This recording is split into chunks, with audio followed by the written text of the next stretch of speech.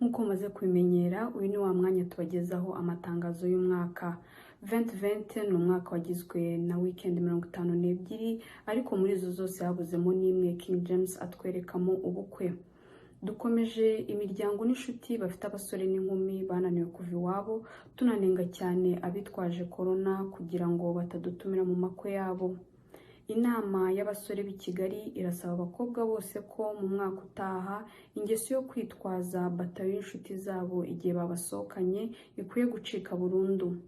Umwiherero w'abakobwa nabo wemeje ko umusore ukubajije amazina ukoresha ku mbuga nkoranyambaga akwiye no kukubaza amazina ukoresha kuri mobile money. Turasaba kandi ko mu mwaka utaha invitation zajya ziza hariho menu y'amafunguro azagaburwa mu bukwe kugira ngo bitworohere kwanzura niba tuzabutaha cyangwa se niba tuzigumira mu rugo tukarya imvange tureba gasobanuye. Turasaba abantu bomeka shikarete munsi y'ameza ko mu mwaka uza bakwiye kwikubita agashyi. Turingingira abashyitsi kugarura umuco wo gusigira abana amafaranga no kubazanira utubiswi cyangwa utubombo, kuko ubu bitari gukorwa biri mu bidindiza urukundo mu miryango. Turashishikariza ababyeyi babo rero gufunguriza abana konti za banki kugira ngo bibafashe mu gihe abashyitsi bitwaje ko nta mafaranga likide bagendanye. Ku mpamvu z'umutekano mu bantu, turasaba umuntu wese udufitiye amadeni ko mu mwaka utaha yajye yiyeranja, ntitumubone yasohotse ari kurya mu maresitora cyangwa se ari gusengerera abandi. Turasaba kandi ko mu mwaka utaha mu guhamagara hajya habamo discipline please. Niba wabyandika kuri message si ngombwa ko uduhamagara. Niba bitihutirwa ni byiza guhamagara nyuma ya saa 4 za mu gitondo. Niba kandi tutabyumvikanyeho, reka guhamagara kuri video tubigira ikizira.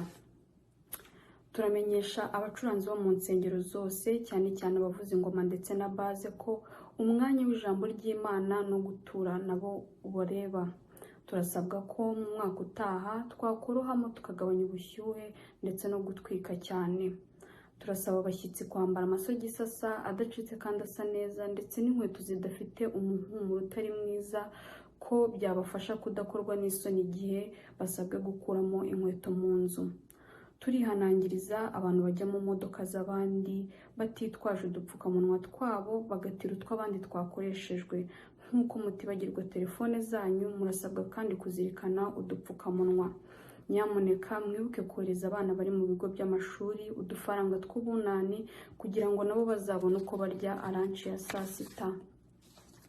Tuributsa dukomeje kandi dutsindagiye ababyeyi batwemereye abana babo, ni ukuvuga abageni n'abagabo, igihe twari tukiri bato, kuko igihe ari iki ngo basohoze amasezerano yabo iwacu baturambiwe. Dukomeje abumvaga ko tuzinjira mu mwaka w'ibihumbi 2021 masike ndetse na corona bikahita bishushuka mu kirere, turabakomeje kandi tubabwira ko masike turi buzambukane. Uwiteka bakomeze, ariko kandi muzirikane yuko our future is in hands games. Tuributsa abantu bamwe na bamwe ko udupfukamunwa tutasimbuwe brosada. Nyamuneka iyi si blague yo, ndakomeje. Ni byiza ko twirinda covid, ariko kandi isuku irakenewe. Murakoze, umwaka mushya muhire. Mwari kumwe na Ndatari Atete, Imana ibarinde.